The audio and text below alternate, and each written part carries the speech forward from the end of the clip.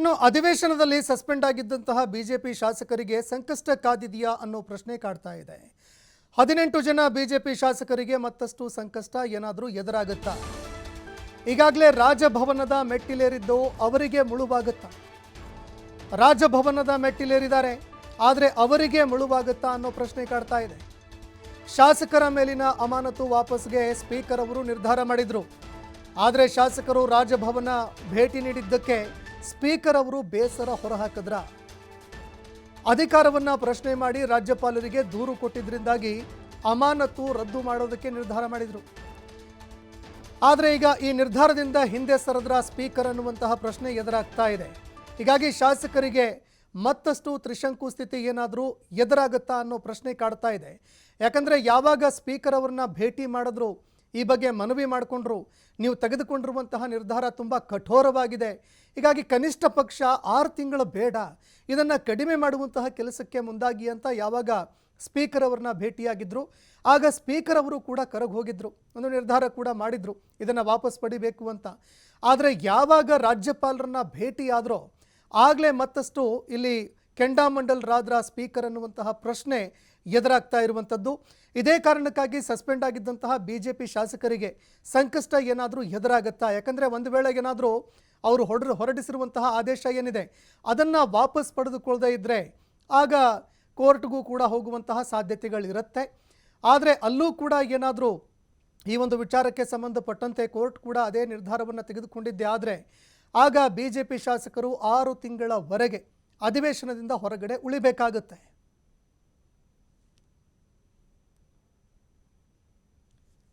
ಇನ್ನು ಮತ್ತೊಂದೆಡೆ ರಾಜ್ಯಪಾಲರಿಗೆ ಕೊಟ್ಟಿದ್ದಂತಹ ಒಂದು ದೂರೇನಿತ್ತು ಅದಕ್ಕೆ ಸಂಬಂಧಪಟ್ಟಂತೆ ಬೇಸರ ಹೊಂದಿದ್ದಾರೆ ಅನ್ನೋ ಮಾತುಗಳು ಕೇಳಿಬರ್ತಾ ಇದೆ. ಹೀಗಾಗಿ ಸ್ಪೀಕರ್ ಅವರು ಏನು ನಿರ್ಧಾರ ತೆಗೆದುಕೊಳ್ತಾರೆ ಅದನ್ನು ಕೂಡ ನಾವು ಕಾದು ನೋಡಬೇಕಾಗತ್ತೆ.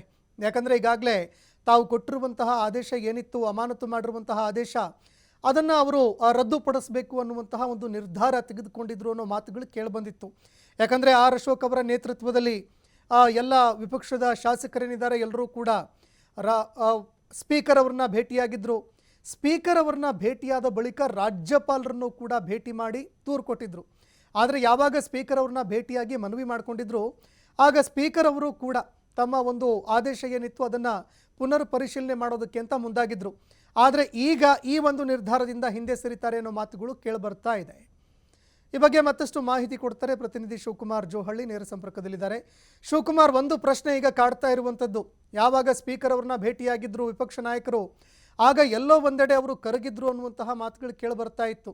ಅಮಾನತು ಆದೇಶ ರದ್ದು ಮಾಡ್ತಾರೆ ಅನ್ನೋ ಮಾತುಗಳು ಕೇಳಿಬರ್ತಾ ಇತ್ತು. ಆದರೆ ಈಗ ಇದರ ತದ್ವಿರುದ್ಧ ಏನಾದರೂ ಆಗತ್ತಾ? ಯಾರ್ಯಾರು ಅಮಾನತಾಗಿದ್ರು, ಅಮಾನತು ಆದೇಶ ಮತ್ತೆ ಮುಂದುವರಿಯುತ್ತಾ, ಹೇಗೆ ಅಂತ?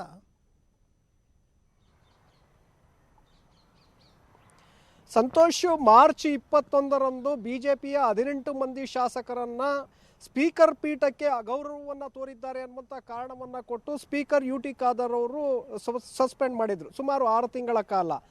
ತದನಂತರ ಅವರನ್ನು ಯಾವುದೇ ಸಮಿತಿಗಳಿಗೆ ಅವರು ಭಾಗಿಯಾಗುವಂಗಿರಲಿಲ್ಲ, ಕ್ಷೇತ್ರದಲ್ಲಿ ಕೆಲಸ ಮಾಡೋದಕ್ಕೂ ಕೂಡ ಅವರಿಗೆ ಅವಕಾಶಗಳಿರಲಿಲ್ಲ ಶಾಸಕರಾಗಿ. ಸೊ ಹಾಗಾಗಿ ಅದು ಸಮಸ್ಯೆಯಾಗಿತ್ತು. ಇದನ್ನು ನೀವು ಮತ್ತೊಮ್ಮೆ ಪುನರ್ ಪರಿಶೀಲನೆ ಮಾಡಬೇಕು, ನಮ್ಮ ಅಮಾನತು ಶಿಕ್ಷೆಯನ್ನು ಕಡಿತಗೊಳಿಸಬೇಕು ಅಂತೇಳಿ ಅಶೋಕ್ ಅವರ ನೇತೃತ್ವದಲ್ಲಿ ಸ್ಪೀಕರ್ UT ಖಾದರ್ ಅವರನ್ನು ಭೇಟಿ ಮಾಡಿ ಬಿಜೆಪಿ ನಿಯೋಗ ಮನವಿಯನ್ನು ಕೂಡ ಸಲ್ಲಿಸಿತ್ತು. ಇದರ ಹಿನ್ನೆಲೆಯಲ್ಲೇ ಸ್ಪೀಕರ್ UT ಖಾದರ್ ಅವರು ಕೂಡ 6 ತಿಂಗಳು ಏನು ಸಸ್ಪೆಂಡ್ ಮಾಡಿದ್ರು ಅದನ್ನು ಮತ್ತೊಮ್ಮೆ ಪರಿಶೀಲನೆ ಮಾಡಿ ಅವಧಿಯನ್ನು ಕಡಿತಗೊಳಿಸುವಂಥ ಒಂದು ನಿಟ್ಟಿನಲ್ಲಿ ಚಿಂತನೆಯನ್ನು ಮಾಡಿದರು. ನಿನ್ನೆ HK ಪಾಟೀಲ್ ಅವರ ಜೊತೆ, ಮೊನ್ನೆ ಕಾನೂನು ಸಚಿವರಾಗಿರುವಂಥ HK ಪಾಟೀಲ್ ಅವರ ಜೊತೆ ಚರ್ಚೆಯನ್ನು ಕೂಡ ಮಾಡಿದರು. ಆನಂತರ ಇದರ ಬಗ್ಗೆ ಯಾವುದಾದ್ರೂ ಒಂದು ನಿರ್ಧಾರವನ್ನು ತೆಗೆದುಕೊಳ್ಳೋಣ, ಶಾಸಕರ ಒಂದು ಹಕ್ಕುಗಳಿಗೆ ನಾವು ಅವಕಾಶವನ್ನು ಮಾಡಿಕೊಡೋಣ ಅನ್ನುವಂಥ ನಿಟ್ಟಿನಲ್ಲಿ ಯೋಚನೆಯನ್ನು ಮಾಡಿದರು ಅನ್ನುವಂಥ ಮಾಹಿತಿಗಳಿದೆ. ಆದರೆ ಏಕಾಏಕಿ ಪ್ರತಿಪಕ್ಷ ನಾಯಕರಾಗಿರುವಂಥ ಅಶೋಕ್ ಅವರ ನೇತೃತ್ವದಲ್ಲಿ ಶಾಸಕರು ರಾಜಭವನದ ಮೆಟ್ಟಿಲನ್ನು ಹೇರ್ತಾರೆ, ರಾಜ್ಯಪಾಲರಿಗೆ ದೂರನ್ನು ಕೊಡ್ತಾರೆ. ಇದು ಸ್ಪೀಕರ್ UT ಖಾದರ್ ಅವರಿಗೆ ಒಂದು ರೀತಿ ಅಸಮಾಧಾನಕ್ಕೆ ಕಾರಣ ಆಗಿದೆ. ಈಗಾಗಲೇ ರಾಜ್ಯಪಾಲರು ಕೂಡ ರಾಜಭವನದಿಂದ ಸ್ಪೀಕರ್ UT ಖಾದರ್ ಅವರಿಗೆ ಹಾಗೆ ಮುಖ್ಯಮಂತ್ರಿಗಳಿಗೆ ಪತ್ರ ಕೂಡ ಬಂದಿದೆ. ಇದನ್ನು ಪ್ರಜಾಪ್ರಭುತ್ವದ ಉಳಿಸಬೇಕು, ನೀವು ಆ ನಿಟ್ಟಿನಲ್ಲಿ ನೀವು ಪರಿಶೀಲನೆಯನ್ನು ಮಾಡಿ ಇದನ್ನು ವಾಪಸ್ ಪಡಿಬೇಕು ಅನ್ನುವಂಥ ನಿಟ್ಟಿನಲ್ಲಿ ರಾಜ್ಯಪಾಲರಿಂದ ಈಗಾಗಲೇ ಪತ್ರ ಕೂಡ ಇವತ್ತು ತಲುಪಿದೆ. ಆದರೆ ಸ್ಪೀಕರ್ UT ಖಾದರ್ ಅವರು ಇದರಿಂದ ಹಿಂದಕ್ಕೆ ಸರಿತಾ ಇದ್ದಾರೆ.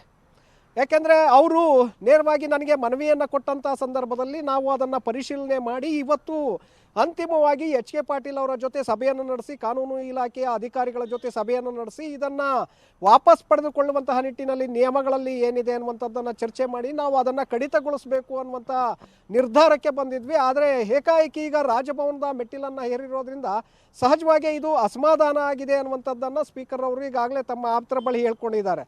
ಜೊತೆಗೆ ಈ ನಿಟ್ಟಿನಲ್ಲಿ ಅವರು ಮತ್ತಷ್ಟು ಹಿಂದಕ್ಕೆ ಸರಿಯುವಂಥ ಒಂದು ನಿರ್ಧಾರಕ್ಕೆ ಬಂದಿದ್ದಾರೆ ಅನ್ನುವಂಥ ಮಾಹಿತಿಗಳು ಕೂಡ ಸಿಗ್ತಾ ಇದೆ. ಅಂದರೆ ಏನು ಅವರ ಅಮಾನತನ್ನು ವಾಪಸ್ ಪಡಿಬೇಕು ಅನ್ನುವಂಥ ನಿರ್ಧಾರಕ್ಕೆ ಬಂದಿದ್ರು, ಅದರಿಂದ ಮತ್ತೆ ಹಿಂದಕ್ಕೆ ಸರಿದಿದ್ದಾರೆ. ಈಗ 6 ತಿಂಗಳ ಕಾಲ ಏನು ನಾನು ಆದೇಶವನ್ನು ಮಾಡಿದೆ ಪೀಠದಿಂದ, ಆ ಆದೇಶವನ್ನು ಹಾಗೆ ಯಥಾವತ್ತು ಮುಂದುವರಿಸಬೇಕು ಅನ್ನುವಂಥ ನಿಟ್ಟಿನಲ್ಲಿ ಸ್ಪೀಕರ್ ಅವರು ಯೋಚನೆಯನ್ನು ಮಾಡ್ತಾ ಇದ್ದಾರೆ ಅನ್ನುವಂಥ ಮಾಹಿತಿಗಳು ನಮಗೆ ಸಿಗ್ತಾ ಇದೆ. ಕಾರಣ ರಾಜಭವನದ ಮೆಟ್ಟಿಲನ್ನು ಹೇರಿರೋದ್ರಿಂದ.